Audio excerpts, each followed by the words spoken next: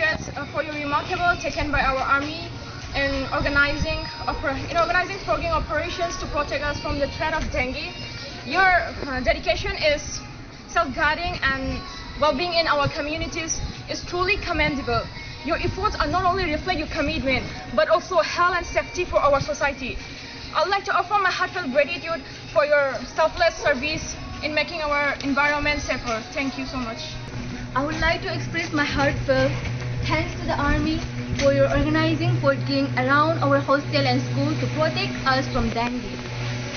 Your initiative shows how much you care about health, safety, and well-being.